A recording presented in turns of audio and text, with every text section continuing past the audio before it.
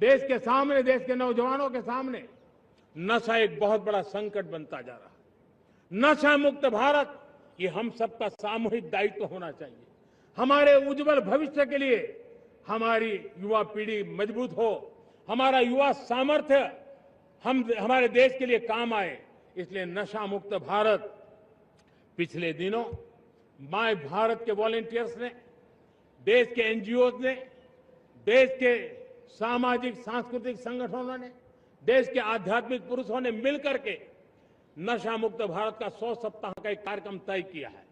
100 सप्ताह तक एक अभियान चलने वाला है। मैं हर परिवार को कहना चाहता हूं कि आप भी इस अभियान का हिस्सा बने, आप इसके साथ जुड़िए और देश के नशा मुक्त भारत के सपने को पूरा करने के लिए आप आगे आइए।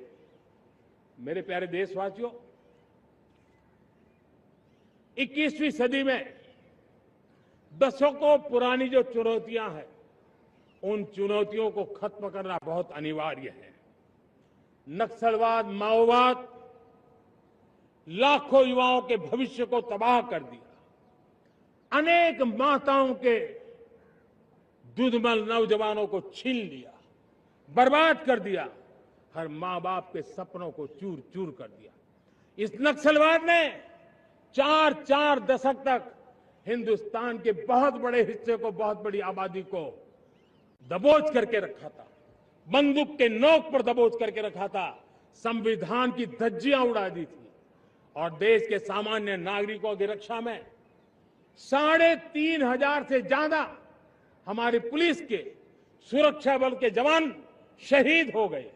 युद्ध के अंदर जितने सैनिक मरते हैं, उससे ज्यादा हमारे पुलिस जवानों को जान की बाजी लगानी पड़ी ताकि देश के सामान्य मानवी को सुरक्षा मिले। ये नक्सलवाद ने धरती को लहूलुहान कर दिया था। 2014 में आपने जब हमें मौका दिया, उसी दिन हमने संकल्प लिया था कि हम देश को नक्सलवाद से मुक्त करेंगे। और आज मुझे खुशी है कि नक्सली माओवादी हिंसा आखिरी सांस भी शायद रहने की अब तो ताकत नहीं रही है। पूरी तरह उसे खत्म करने की दिशा में जहां पर कभी नक्सलवादियों की गोलियां चलती थी, जहां पर कभी धरती रक्त रंजित रहा करती थी, आज उसी नक्सल क्षेत्रों में, उसी इलाकों में नक्सल मुक्त होने के कारण विकास, विश्वास और प्रयास का तिरंगा लहरा रहा है। मेरे प्यारे देशवासियों, लेकिन इस चुनौती को हमने कम नहीं आंकना है। इस चुनौती से हमें और भी सावधान रहने की जरूरत है। वर्षों तक देश की सत्ता में माओवादी सोच के लोग गलियारों में अपनी जगह बना करके बैठे थे। सरकारी कमेटियों में सलाहकार के रूप में भी ये माओवादी सोच ने नीतियों को प्रभावित किया था। मेरे प्यारे देशवासियों, जंगलों में हमें हथियारी नक्सलों का खात्मा बुलाने में, उस संकट से देश को मुक्त कराने में सफलता मिली है। लेकिन हथियारी नक्सल तो गए, लेकिन दिमागी नक्सल, ये दिमागी नक्सल मौके की तलाश में है, हिंसा अराजकता के वो रास्ते खोज रहे हैं, समाज को गलत राह पर घसीटने के लिए भांति भांति के दांव कर रहे हैं। इन दिमागी नक्सलियों को पहचानना होगा, इन दिमागी नक्सलियों को आइसोलेट करना होगा और राष्ट्र को विकसित राष्ट्र बनाने की मुख्य धारा की ओर देश की युवा पीढ़ी को जोड़ना होगा। मेरे प्यारे देशवासियों, सुरक्षित भारत बनाना हम सबका दायित्व है। चुनौती सीमा के भीतर हो या सरहद से बाहर, भारत हर परिस्थिति के लिए तैयार है। आज युद्ध का नेचर बदल रहा है। अब युद्ध सीमा पर ही होता है, गारंटी नहीं है। आज युद्ध सीमा के अंदर, कहीं रिफाइनरी पे जाकर के, कहीं बैंकिंग सेक्टर को जाकर के, कहीं डेटा सेंटर को जाकर के, एक प्रकार से लड़ाई का नया रूप, इंफ्रास्ट्रक्चर तोड़े जा रहे हैं, फैक्ट्रियां तोड़ी जा रही है। हमने मिशन सुदर्शन चक्र की पिछले सालों घोषणा की थी, बहुत तेजी से उस पर काम चल रहा है। आज डिफेंस एक्सपोर्ट हमारा करीब 50 गुना बढ़ा है। करीब 100 देशों में हमारे अस्त्र शस्त्र पहुंच रहे हैं। वैश्विक पटल पर भारत की प्रतिष्ठा धीरे धीरे बढ़ रही है। बदलते हुए समय में अस्त्र शस्त्र की तरफ काम करना है, सैन्य बलों का सामर्थ्य बढ़ाना है, लेकिन साथ साथ नागरिकों को भी तैयार करना होगा। पिछली शताब्दी के युद्धों के अनुरूप जो सिविल डिफेंस की व्यवस्थाएं हमारे देश में विकसित हुई है, वो कालबाह्य हो चुकी है। और इसलिए मैं आज लाल किले से घोषणा कर रहा हूं कि हम आने वाले दिनों में सिविल डिफेंस का एक वाइब्रेंट नेटवर्क खड़ा करेंगे। आधुनिक व्यवस्थाओं से उनको परिचित कराएंगे। आधुनिक संकटों से नागरिकों को रक्षा करने की क्या व्यवस्था हो सकती है, एक बहुत बड़ा वॉलेंटरी फोर्स सिविल डिफेंस का आधुनिक चुनौतियों को पार करने वाला हम बनाने वाले हैं। मेरे प्यारे देशवासियों, राष्ट्र के निर्माण में आज हमारी बहनों बेटियों का योगदान हम सब के लिए बहुत बड़ा प्रेरणा का कारण बना हुआ है। फाइटर जेट हो या सिविल एविएशन, हमारी बेटियां सबसे आगे दिखाई दे रही है। खेलकूद का मैदान हो, हमारी बेटियां आगे दिखाई दे रही है। स्टेम एजुकेशन में भर्ती होने की प्रक्रिया हो, सबसे ज्यादा हमारी बेटियां आगे दिख रही है। आज सेना में भी एनडीए से जो बच्चियां निकली हैं, वो बड़े रौब के साथ देश की सेना का नेतृत्व करने का सामर्थ्य दिखाने लगी है। मेरी बेटियों की ताकत कैसी है। मैं पिछले दिनों साणंद में एक सेमीकंडक्टर प्लांट में गया, वहां आदिवासी बेटियां, देश के अलग अलग कोने से आई हुई बेटियां काम कर रही थी। वो उस गांव से आई थी जिन्होंने पासपोर्ट क्या होता है पता तक नहीं था। वो बेटियां विदेशों में गई, ट्रेनिंग लेकर के आई और आज चिप निर्माण का काम कर रही है और बड़े कॉन्फिडेंस, मैं जो उनका कॉन्फिडेंस देखा, मैं सचमुच में बहुत प्रभावित हुआ था। आज 3 करोड़ बहनों को हमने लखपति दीदी बनाने का लक्ष्य तय किया था, उसको पार कर लिया। अब हम 6 करोड़ लखपति दीदी बनाने के लक्ष्य को लेकर के आगे बढ़ रहे हैं।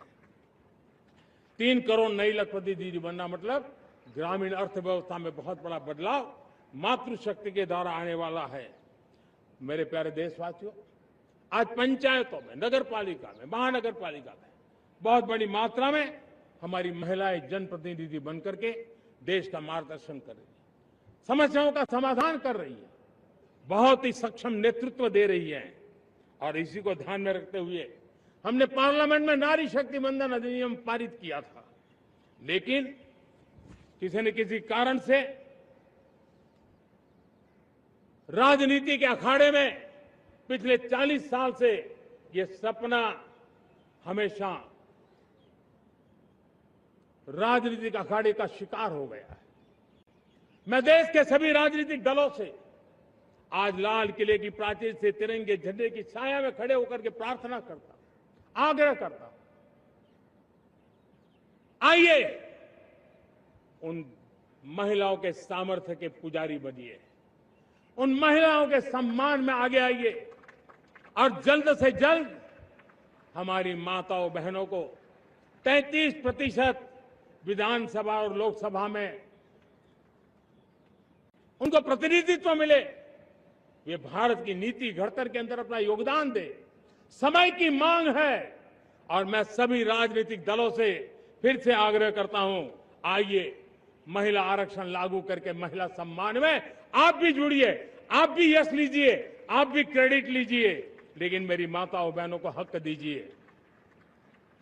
मेरे प्यारे देशवासियों, विकसित भारत का संकल्प तभी पूरा होगा जब विकास अंतिम व्यक्ति तक पहुंचेगा। 2014 से पहले